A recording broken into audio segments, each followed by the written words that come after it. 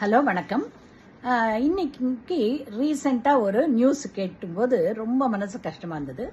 ஒரு ஸ்கூல் குழந்தை, 4th standard படிக்கிற குழந்தை, நிறைய புக்ஸ் முதுகில் சுமந்துக்கிட்டு போச்சு. காலையில் 8 மணிக்கே ஸ்கூல் வச்சுருக்காங்க. அதனால் 8 மணிக்கு அதுக்கு எதுவும் டிஃபன் சாப்பிட பிடிக்கல. பேரண்ட்ஸும் கம்பல் பண்ணாமல் அப்படியே அனுப்பிச்சிட்டாங்க.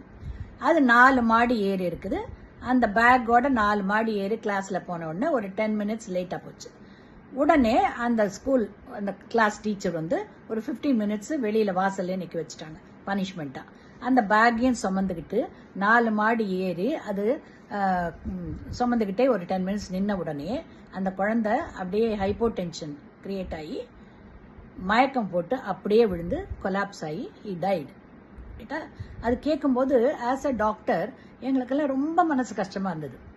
இதில் 2-3 விஷயம் பேரண்ட்ஸு டீச்சர்ஸு எல்லாருமே ஒரு பேரண்ட் டீச்சர்ஸ் மீட்டிங்கில் ரெப்ரசன்ட் பண்ணி எல்லாருமே இதை ஒரு அவேர்னஸாக தெரிஞ்சுக்கோங்க. அன்னெசரியாக அந்த குழந்தை உயிர் போகிறதுக்கு பேரண்ட்ஸும் காரணம், டீச்சர்ஸும் காரணம். ரைட்டா? அது காரணம். இன்னொன்று என்ன சொல்கிறேன், அந்த டீச்சிங் பீப்புள் ஒரு 10 மினிட்ஸ் லேட்டாக வந்ததுனால ஒன்றும் ஆகிட போகிறதில்ல. அந்த குழந்தைக்கு அப்படி பனிஷ்மெண்ட் கொடுத்துருக்க வேணாம். ரைட்டா? ஏன்னா சிசிடிவி கேமரா அப்படி பார்க்கும்போது அந்த கிளாஸ் இன்னும் ஸ்டார்ட் ஆகலை, பசங்களாம் சும்மா விளையாடிட்டே இருக்குது. அப்போ நடக்காத ஒரு கிளாஸுக்கு இந்த குழந்தை லேட்டாக வந்தால் என்ன, அதை அந்த மாதிரி நிறுத்தியிருக்க வேணாம். நம்பர் 2 அவ்வளோ பெரிய பேக் குழந்தைங்கள சுமக்க வைக்கக்கூடாது.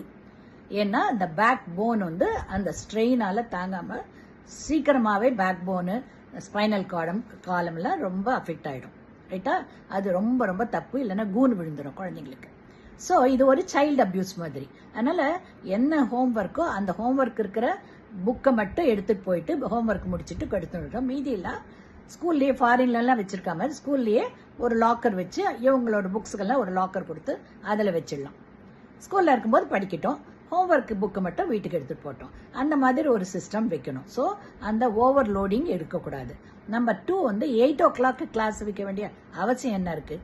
அவ்வளோ சீக்கிரம் குழந்தை குளிச்சு ரெடி ஆகும்போது சாப்பிட முடியாது. பிரேக்ஃபாஸ்ட் எல்லாம் போனால் ஹைப்போடென்ஷன், ஹைப்போகிளைசிமா எல்லாம் வந்துடும்.